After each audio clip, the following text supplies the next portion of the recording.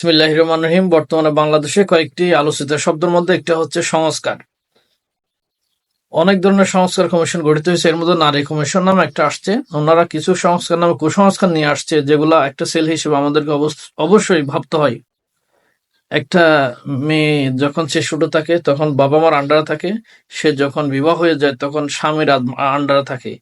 যখন স্বামী কিংবা বাবা মা মানে মৃত হয়, কোনো দুর্ঘটনা ঘটে, তখন সে আবার ভাইয়ের আন্ডারে থাকে। মানে একটা মেয়ে, একটা বোন, একটা মায়ের লাইফটা জন্ম থেকে মৃত্যু পর্যন্ত একটা সেফটির মধ্যে থাকে। কিন্তু একটা ছেলে, সে জন্ম থেকেই মৃত্যু পর্যন্ত আজীবন তাকে সংগ্রাম করতে হয়, স্ট্রাগল করতে হয় প্রত্যেকটা স্টেজেই। সুতরাং আমি যতটুকু বুঝতেছি, একজন মা, একজন বোন, একজন নারী, তিনি জন্ম থেকেই সেফটিতে আছে, তার আবার নতুন করে সেফটি অ্যান্ড সিকিউরিটির জন্য সংস্কারের দরকার।